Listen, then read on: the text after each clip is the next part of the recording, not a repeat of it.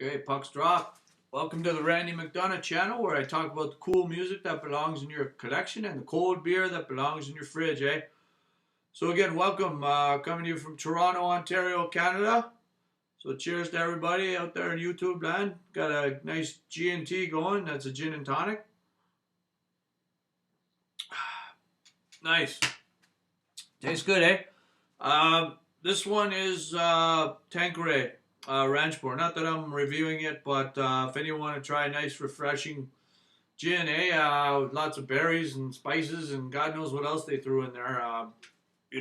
Way to go, you guys from England with this one. Speaking of England, the album I'm going to review today is none other than the Specials debut album from 1980. Around February 1980, it was released in Canada, and probably down in the U.S. as well, and I think probably in the 79 sometime for England, right? So anyway, let's talk about the vinyl first, right off the bat, because vinyl's lost art. I think it's coming back, but still, it's not where it used to be, eh? So anyway, look at that. Beautiful black and white, stood out at the time. Um, Front and back, it's got the two-tone thing going. This is obviously big deal. The two-tone music in 79, 80, 81, probably the end of it. But right now, this was a heyday in 1980. And geez, what can we say about the vinyl? CHR 1265 is the catalog. It's out by Chrysalis Records, which at the time was distributed by Capitol EMI in Canada, which we're up at 3109 American Drive, in Mississauga. So hey to my friends out in Mississauga, right? How's it going? And yeah, what else? It was a two-tone record, so uncharacteristically, Chrysalis customized the label on the vinyl, which is pretty cool. Turn that around correctly for you guys to have a look, and you can maybe see up closely the two-tone and that character there. He's called Walt Jabsco. Yeah, so it's a two-tone record, eh? So it's pretty cool. They did that for that. Nice touch.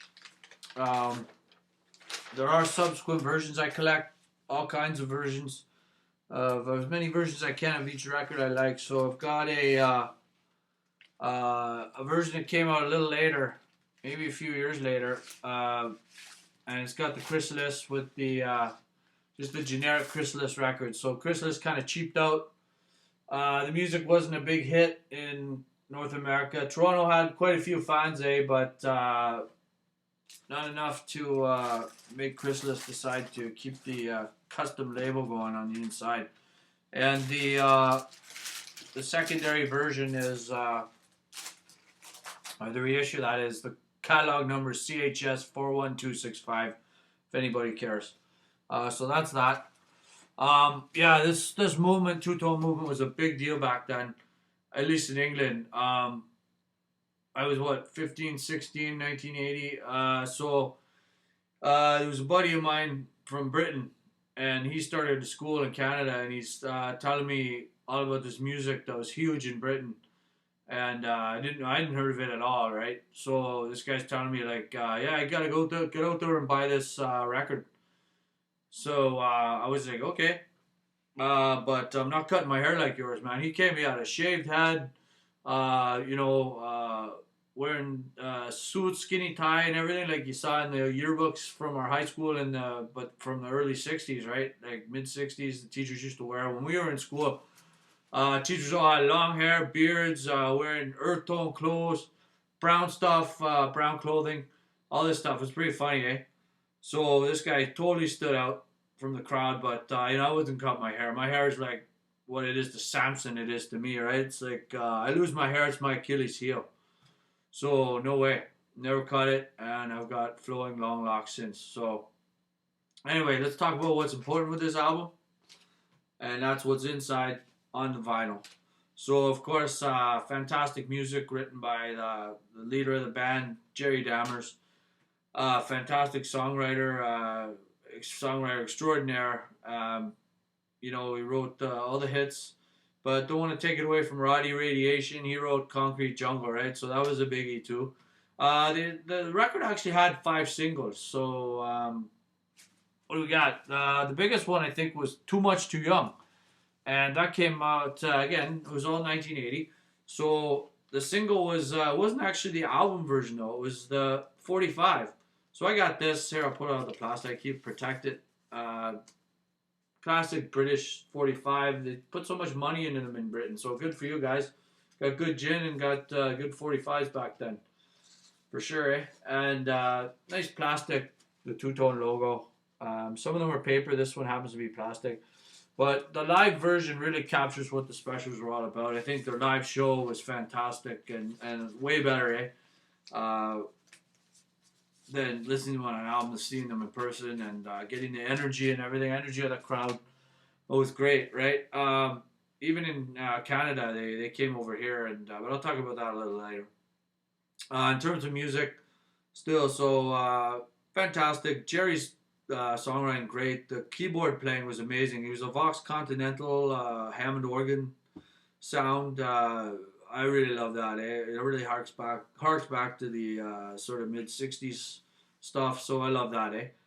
Roddy's guitar is really cool. I love the way the twangy sort of sound. Roddy's more of a rockabilly type guy, but he really adapted to the ska thing.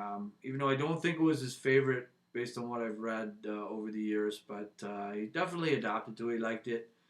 And by the way, I think he's playing in Buffalo. So hey to my friends in Buffalo, American cousins, how you doing?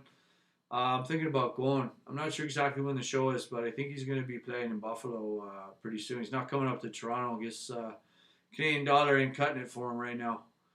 But anyway, yeah, good guitarist, great guitar work. But of course, I can't say there's nothing like Randy Rhoads, right? Randy Rhoads, holy jeez. Fucking gin's getting to me. Randy Rhoads, best fucking guitarist in the world, eh? He's also R.I.P. Randy. What can I say? You were the best there is, will be when with the guitar. Just work magic, right? Even Ozzy's got you carrying you in honor, right? For sure. Oh man, gin and tonics, good drink, guys. Anyway, back to the music. What can you say? My favorite songs on here gotta be "Do the Dog," "Nightclub," "Concrete Jungle" by Roddy again, "Dawning of a New Era," "Blank," "Stupid Marriage," "Too Much Too Young," "Little Bitch." I think those are my tops. So plenty of great music on there, but other people, it's subjective or objective or whatever that word is to use. Other people might have different opinion, but I think it's great. Great album. Definitely belongs in your collection. Let's talk the live factor. I saw these guys live about 4 times. 1980, I saw them in Toronto, down at the Palais Royal. It's supposed to be originally at the Maple Leaf Ballroom. I know it switched it. Used fake ID back then. All it took was a birth certificate, right? I didn't need the picture and everything. Like young high school kids today, it's so hard, I'm sure, to get into shows. Sometimes if they're of age. I saw him in 1981 at the police picnic out in Oakville, right? So Oakville. Yeah, I think there's a subdivision there now where it was, but it was a great show. Had a few drinks. I shouldn't have been drinking. I was underage, so all you young guys don't drink if you're underage.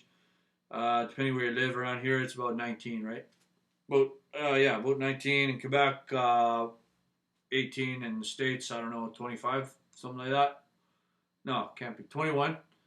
So yeah, those great shows, and I also saw them in the reunion tour. So they took the reunion tour. It was the 30th anniversary, but came over to Toronto in about 2010 and I think 2013. So both great shows. Minus Jerry Dammers. He didn't want anything to do with the reunion. I think he wanted to take the music in a different direction. They didn't want it. They didn't want any part of the rest of the guys, so they kind of did it without him.